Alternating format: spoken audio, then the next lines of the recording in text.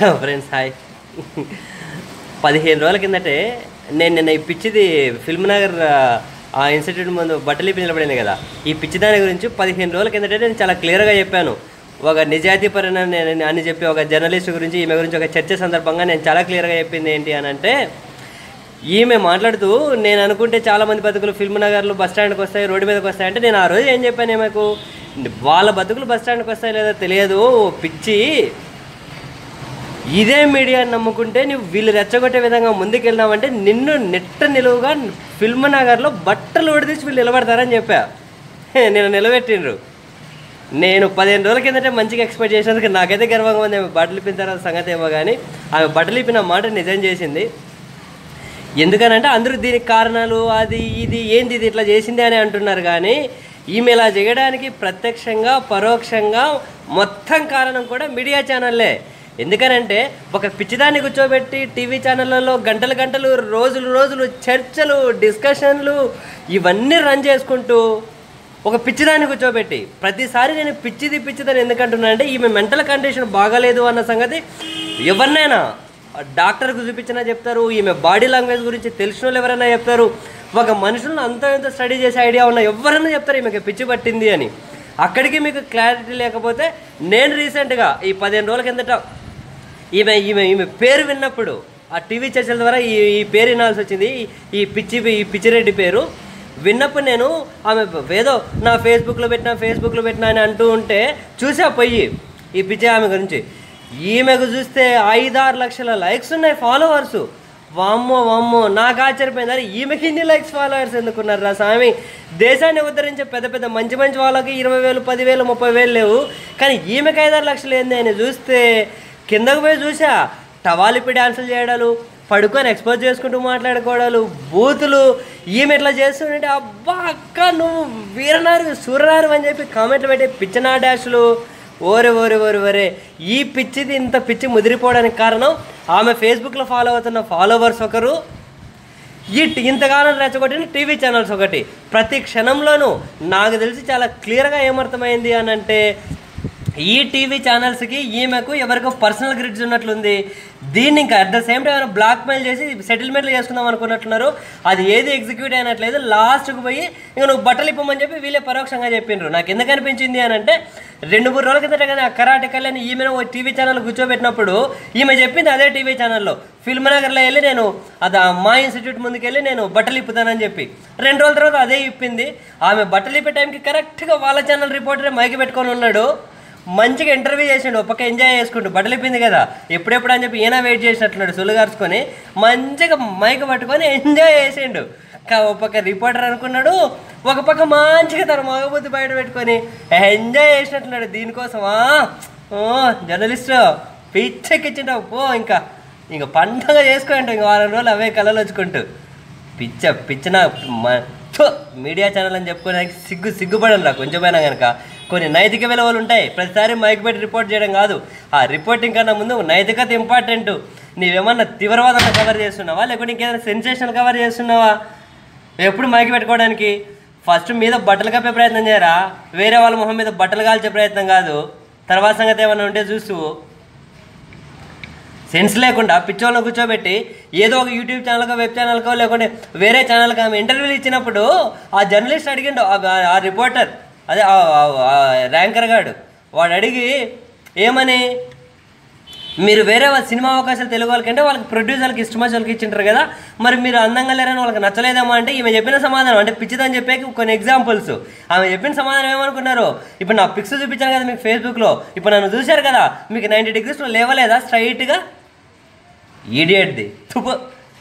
దీన్ని కూర్చోబెట్టి గంటలు ఛానల్ వీళ్ళను ఈ పోర్న్ హీరోయిన్స్ను ఈ బూత్ హీరోయిన్లను లేకుంటే ఈ బూత్ మనుషులను కూర్చోబెట్టి చర్చలు పెట్టే బదులు బూత్ సినిమాలే పబ్లిష్ చేయండి, ఎక్కువ మంది చూస్తారు.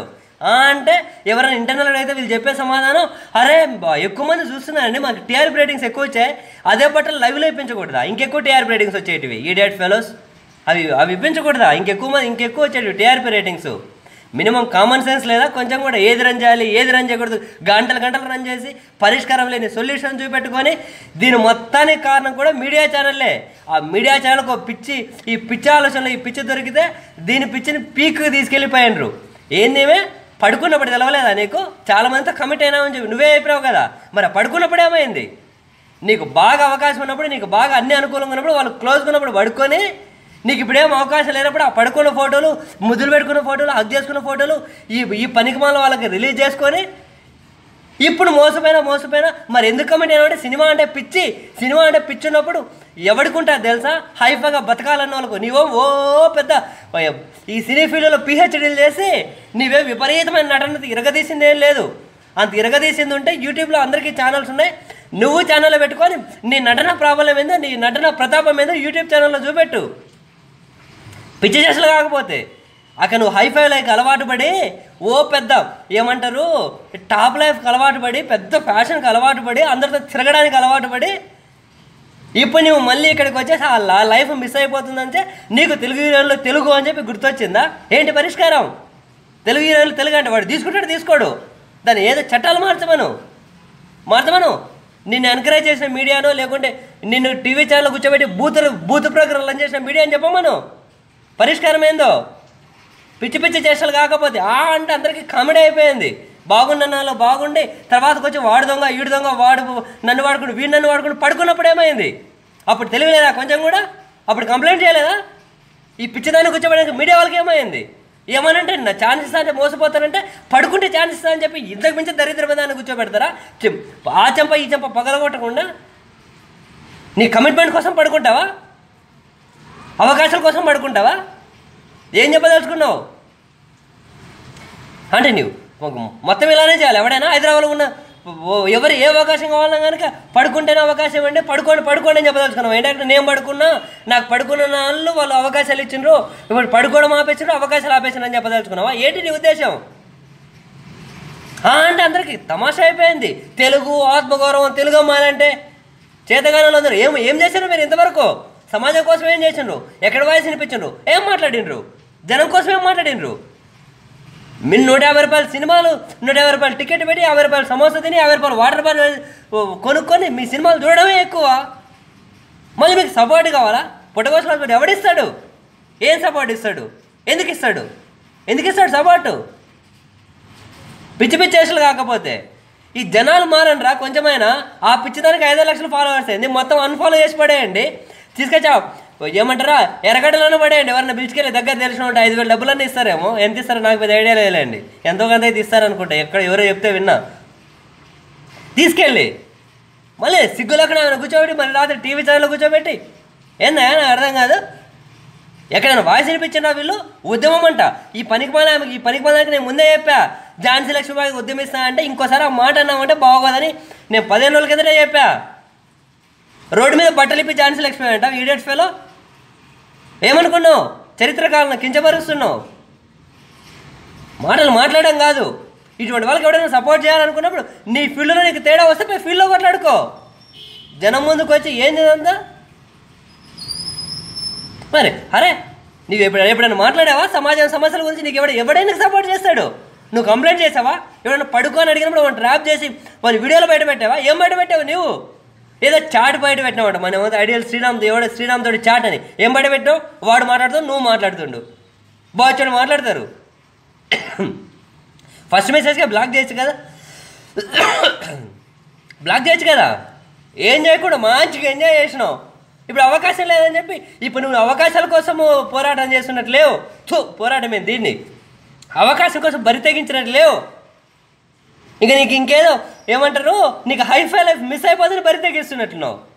బయటకు వచ్చి బతుక్కో, బజ్జి కొట్టి పెట్టుకో, రోడ్డు మీద టీ అమ్మి బతుక్కో. లేదంటే మొత్తం వ్యవస్థను ఎట్లా మార్చాలో చూడు, బట్టలు ఇప్పకుండా మొత్తం వ్యవస్థను మార్చు. మా ఎలక్షన్స్లో పోటీ చేసిన తర్వాత పోరాడు. ఏంది పిచ్చి చేస్తాను? ఈ మీడియా ఛానల్ని ఎవడైనా ఉంటే అన్స్క్రైబ్ చేసి పడే, ఈమె ఏమైనా ఫాలో అయితే అన్స్క్రైబ్ చేసి పడే. పరిష్కారం లేని ఏందా వీళ్ళంతా? చెత్త కాకపోతే పోరాడవే ఇదా? ఏదైనా వ్యవస్థను మార్చాలంటే సమాజం గురించి ఏం మాట్లాడరు, మనుషుల గురించి ఏం మాట్లాడరు. వీళ్ళకి అవకాశం వచ్చినప్పుడు మాత్రం బట్టలు దించుకుంటారు. పిచ్చి చేసలు పిచ్చి నాటకాలు.